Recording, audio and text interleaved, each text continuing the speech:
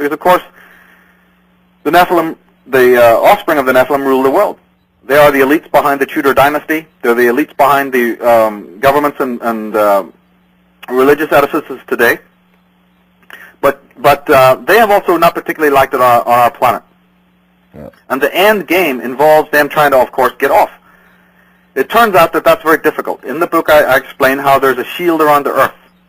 That it's known in the religious and ancient texts. It's an encircling barrier that prevents the children of the Nephilim from leaving.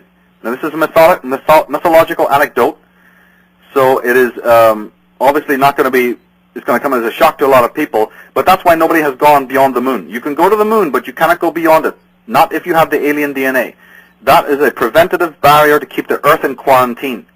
That's why they talk about the beast being chained to the pit, and there's many other mythologies that talk about the internment on the earth. They don't mean in the earth necessarily, they mean on the earth itself being kept in a state of quarantine, quote-unquote, while we resolve these spiritual issues. Now, the end game, as they're showing you through their movies like Stargate, as they're showing you through the movies like Enemy of the State and many of these other films that are coming out, they're getting closer and closer and closer to trying to find the key to get out. They made great strides with this in the 15th century. And again, they use magic as a cover. A lot of times when people are reading ancient occult books from the 15th century and think they're reading about, wizards and garrets and magical fraternities and all sorts of occult schools, they're not aware of what lies behind that. That behind Francis Bacon, behind Sir John Dee, behind Thomas Flood, and a lot of these other occultists, they were all working for the elite. They were all working for what was known as the invisible colleges to try and work on this Stargate problem, to try and break free. In fact, the silicon companies today, Genentech, SRI, MIT, they're still busy with it. Nothing has changed. They're still working on it. All of these think tanks and institutes, especially here in America, are carefully funded fronts for this exact kind of research to try and work with the silicon intelligence and the carbon in order to find the keys that will open the Stargate. Now, John Dee, for people who don't know, was one of the most important figures of medieval history. He was the astrologer to Queen Elizabeth I, and he was put in charge of this. He had the biggest collection of books in the world at that time. His house was on the Thames River. He was a master occultist, and he decided to open doorways, open spiritual portals to higher souls. So rather than just work with the human intelligence, he decided to go into his occult. He had many abilities with occult language and occult powers, and he opened what were called portals to oversouls. Now, these are not necessarily higher spiritual beings, but they are spiritual beings. They exist on higher planes. I know people find it difficult to understand, but think of the microbes. If somebody hadn't invented a microscope for you to see an entire ecostructure and ecoculture of microbes, you would be taking people down and burning them if they said that there was a whole ecostructure of microscopic life forms. Now we know through a simple device like the microscope that such beings exist. Well, on the level above the human, there are what is called the macrobes. Now, in the pact with John Dee, the Tudor dynasty, and so forth and so on, with these macrobes said, yes, they do have a key. And that key of how to get free from this planet would take many hundreds of years for them to be able to even digest. For human intelligence to even put it into operation would take a very, very long time. I go into this in the book. But that's not all. The macrobes don't work for free. Yes. Higher agencies don't work for free. And John Dee, was basically in a situation of saying, well, what is it that you want in this pact? You're going to give me something, I have to give you something. And what they wanted was energy. Energy released from death. Ritual murder, it has to do with cortisol, it has to do with the spiritual and occult properties of blood, the release of fear, the release of confusion, toxicity. These ritual deaths, as I labor in the book to explain, and also in my DVD, we go into this, on the Atlantis DVD that's coming out in January, there's a lot of information on this, that these ritual killings have to be done extremely specifically, otherwise it doesn't qualify as a ritual death.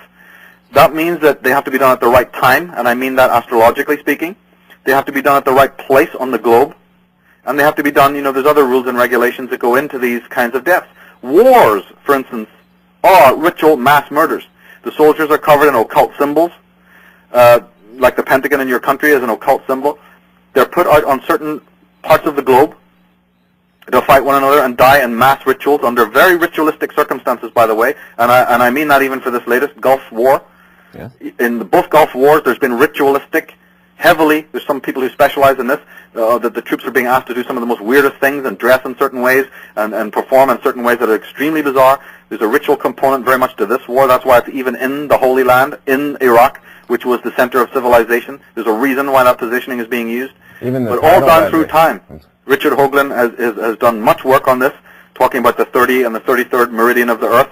I've got a large section on that in my book about get to find out why most of the bombs of the world are dropped on the 30th and 33rd meridian of the Earth, why most of the royal houses, why most of the churches and banks are all on this little part of the Earth, why Kennedy's assassination and many other murders are done, why many what we think of as serial killings have between 7 and 13 victims and are done on certain positions of the Earth. All of this has to be explained now to the human race, because this releases certain kinds of energy at certain kinds of time. And this is then used by higher energies in payment for this pact. And see, you talked about the cities.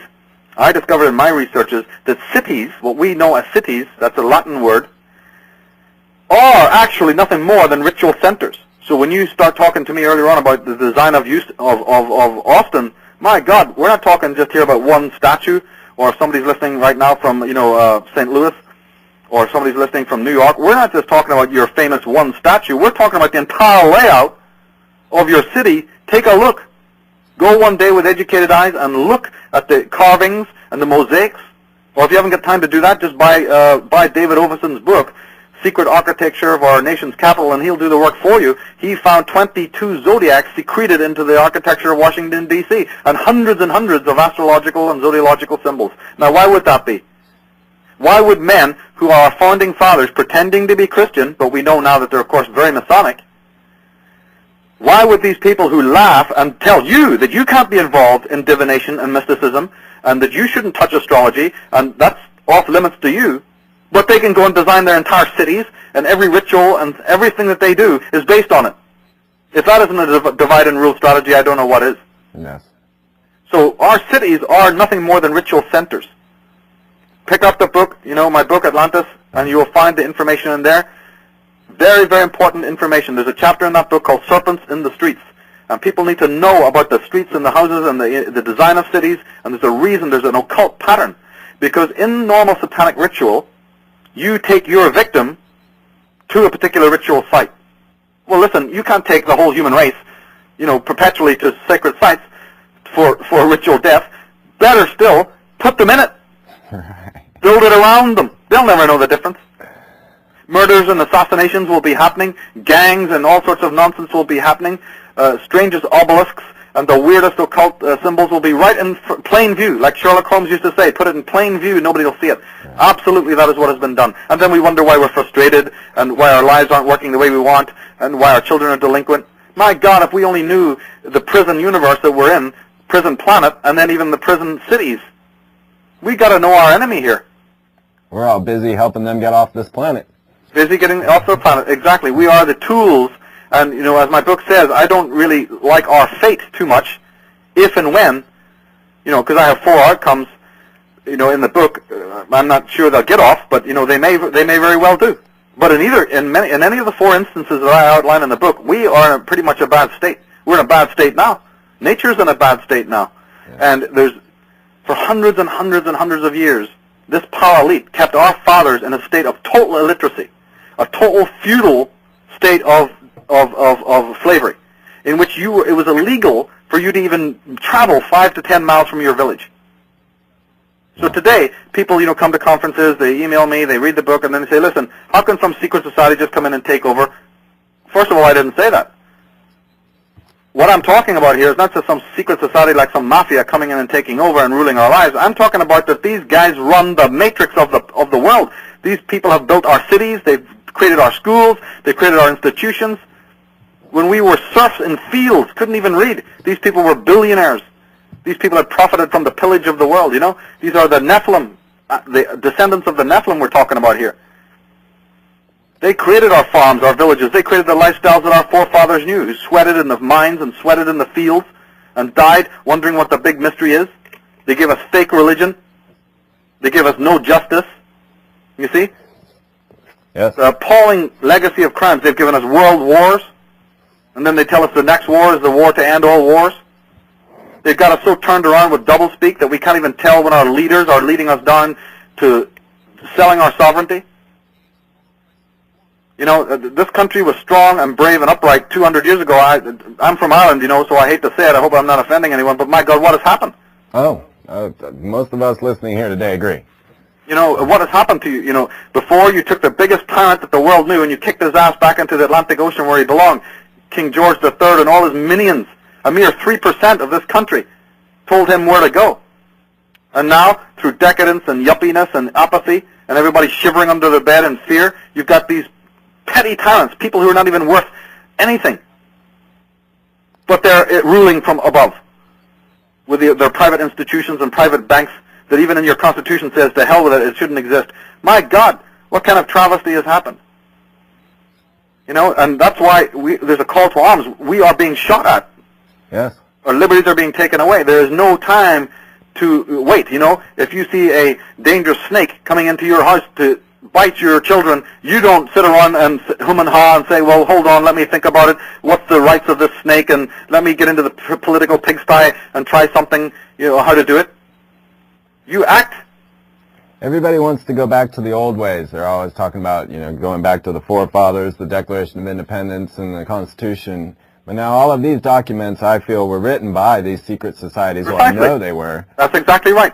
And you see, as I said at the conference last year, somebody asked that exact question. And I said, look, if you don't have the moral Constitution inside, what the hell does another document matter? Yes. You have to be a walking Constitution. You have to have morality inside yourself. You have to be able to be connected to your source and have a clean, healthy psyche. Because if you're, you know, we clean everything in our world. We clean our driveways, our cars, our plates.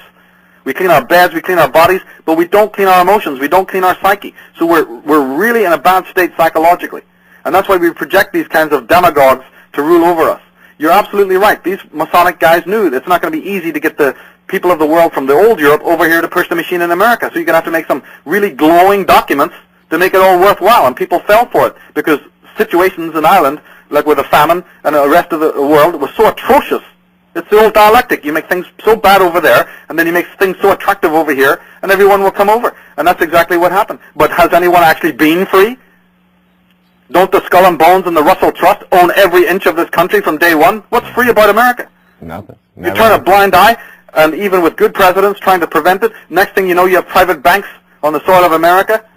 Next thing you have is duplicitous presidents like Roosevelt sending brothers to, you know, die in the fields of foreign wars on which he has no place being, when the country's a fledgling country which needs to stick to its own sovereignty and look to its own borders and strengthen itself.